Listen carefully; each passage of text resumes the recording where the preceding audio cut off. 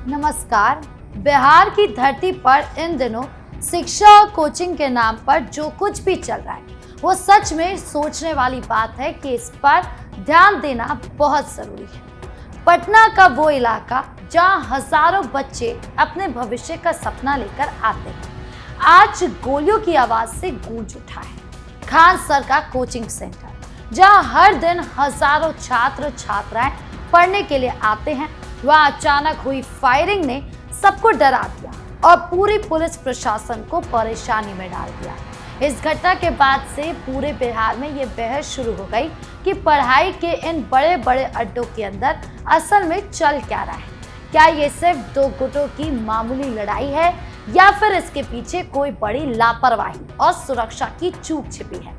आज हम इसी मुद्दे को पूरी तरह से खंगालेंगे और आपके सामने रखेंगे कैपिटल टीवी बिहार के खास शो प्ले एंड पॉज में, जहां मैं राधिका राज आपके सामने इस पूरी घटना का वीडियो प्ले करूंगी, फिर उसे पॉज करके उसके पीछे का कड़वा सच आपको समझाऊंगी और रिवाइंड करके इसकी पुरानी कहानी भी आपको अच्छे से बताऊंगी। तो चलिए बिना किसी देरी के शुरू करते हैं प्ले एंड पॉज।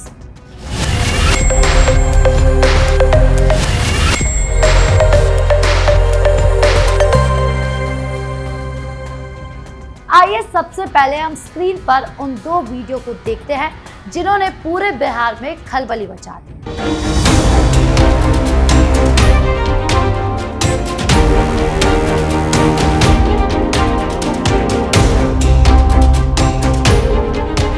स्क्रीन पर चल रहे सीसीटीवी फुटेज को ध्यान से देखिए। ये खान सर की कोचिंग के अंदर की तस्वीरें हैं।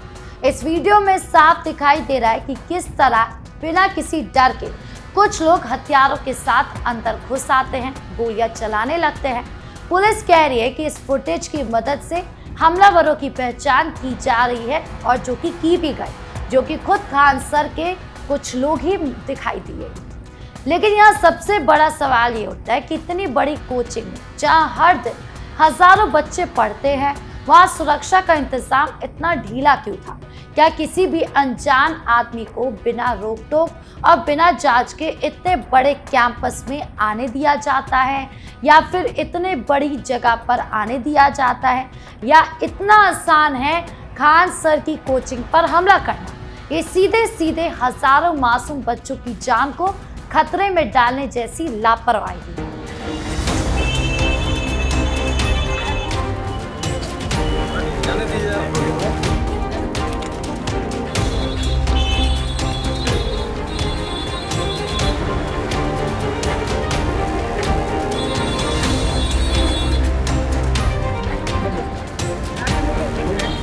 अब इस दूसरे वीडियो को देखिए जब पुलिस खान सर की कोचिंग के दो सुरक्षा कर्मियों यानी कि गार्ड्स को पूछताछ के लिए पकड़कर लेके जा रही है। बाहर इस घटना का वीडियो तेजी से फैल रहा है। पुलिस अपनी जांच कर रही है, लेकिन यहाँ मुख्य सवाल ये खड़ा होता है कि कोचिंग के मालिक खुद कहाँ है? इस पूरी सुरक्षा की नाकामी में उनकी क्या जिम्मेदारी है? सिर्फ बच्चों की भारी भीड़ जुटा लेना और उन्हें लुभाने के लिए बड़ी बड़ी बातें करना ही काफी नहीं होता, बल्कि उनकी जान की रक्षा करना भी कोचिंग चलाने वालों का पहला फर्ज है। इस घटना के बाद सोशल मीडिया पर भी लोग बहुत गुस्से में हैं और कोचिंग के मालिकों पर कड़ी कार्रवाई की मांग कर रहे हैं। चलिए अब इस पूरे मामले को यहाँ पॉज करते हैं और इसके पीछे की असली वजह को बहुत ही आसान भाषा में समझने की कोशिश करते हैं। बिहार के युवा खान सर को अपना गुरु और रास्ता दिखाने वाला मानते हैं, लेकिन इस घटना ने हमें ये सोचने पर मजबूर कर दिया है कि क्या ये तरीका सचमुच पढ़ाई का कोई अच्छा तरीका है या फिर ये शिक्षा के नाम पर सिर्फ पैसा कमाने का एक धंधा बन चुका है। जब बच्चे किसी कोचिंग को इतनी भारी फीस देते हैं तो वो सिर्फ पढ़ाई की उम्मीद नहीं करते, बल्कि एक सुरक्षित माहौल का भी उम्मीद करते हैं। हजारों बच्चों से करोड़ों रुपए की फीस लेने के बाद भी अगर कोचिंग के अंदर बंदूकधारी लोग घुस जाते हैं तो ये साफ दिखाता है कि सिर्फ कमाई पर ध्यान दिया गया है और बच्चों की सुरक्षा को पूरी तरह से भुला दिया गया है। पढ़ाई का मतलब होता है बिना किसी डर के ज्ञान हासिल करना, ना कि किसी डर के क्लास में बैठना।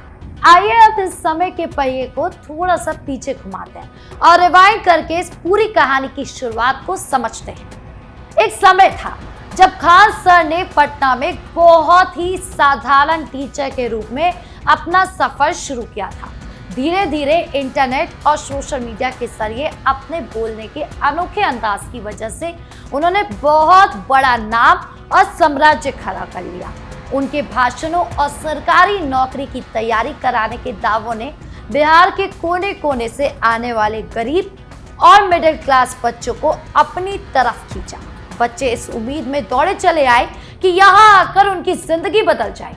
लेकिन आज जब हम पीछे मुड़कर देखते हैं तो हमें सोचना होगा कि इतनी बड़ी भीड़ में से सचमुच कितने बच्चों को नौकरी मिल पा रही है। क्या ये पूरा सिस्टम सिर्फ इंटरनेट पर मशहूर होने और बिजनेस चमकाने तक ही सीमित रह गया? इस गोलीबारी की घटना ने उस तड़क भड़क के पीछे छिपे अंधेरे को सामने ला दिया।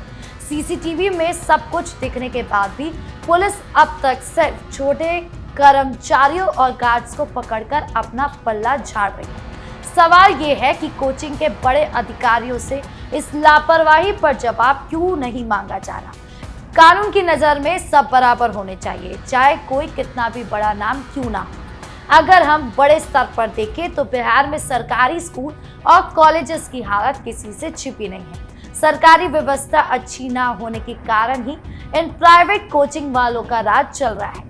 ये कोचिंग वाले बच्चों की मजबूरी और नौकरी पाने की चाहत का फायदा उठाने लगते हैं। एक तरफ मंच से समाज को बदलने और देश बनाने की बड़ी बड़ी बातें कही जाती है, दूसरी तरफ हकीकत यह है कि सुरक्षा के छोटे छोटे नियमों का भी पालन नहीं किया जाता। ये दोहरा रवैया बहुत चिंताजनक है। जो बच्चे अपने घरों से दूर पटना के छोटे मोटे घरों में रहकर दिन रात मेहनत करते हैं और जिनके माता पिता अपनी पूरी कमाई इन कोचिंग सेंटर्स को दे देते हैं, क्या उन्हें बदले में ऐसा असुरक्षित माहौल मिलना चाहिए? नेता और राजनीतिक दल भी इस घटना पर अपनी राजनीति चमकाते हुए नजर आ रहे हैं। पिछड़े और गरीब वर्ग की भलाई की बात करें हर जगह होती है, लेकिन सच तो ये है कि इसी वर्ग के बच्चे सबसे ज्यादा इन कोचिंग सेंटर्स में पढ़ते हैं।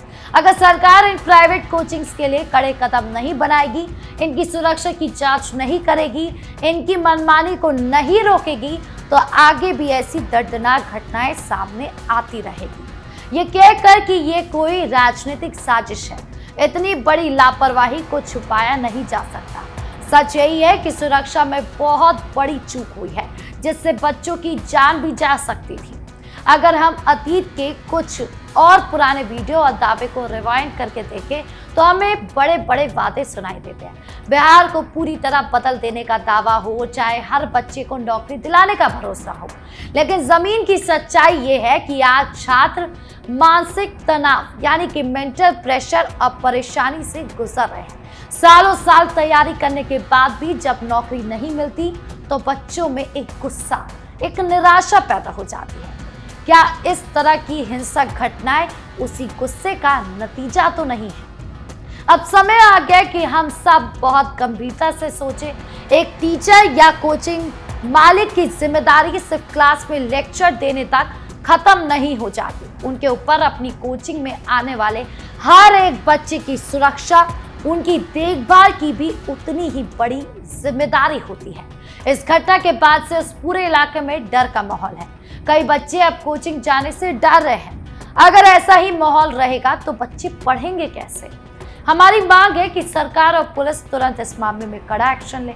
सभी बड़ी कोचिंग्स के लाइसेंस और उनकी सुरक्षा इंतजामों की कड़ाई से जांच होनी चाहिए। सिर्फ छोटे कर्मचारियों को पकड़कर मामले को दबाया नहीं जाना चाहिए, बल्कि मुख्य मालिकों को भी कानून के सामने खड़ा करना चाहिए।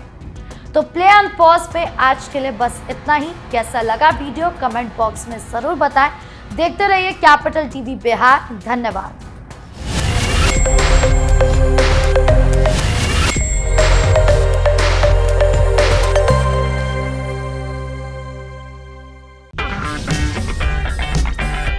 अगर आपको हमारा वीडियो पसंद आया हो तो इसे लाइक करें, हमारे चैनल को सब्सक्राइब करें और हाँ, बेल आइकन दबाना ना भूलें ताकि आप तक हमारे वीडियो की नोटिफिकेशन पहुंचती रहे। आप अपना सुझाव हमें कमेंट बॉक्स में दे सकते हैं। हमारे साथ जुड़ने के लिए शुक्रिया।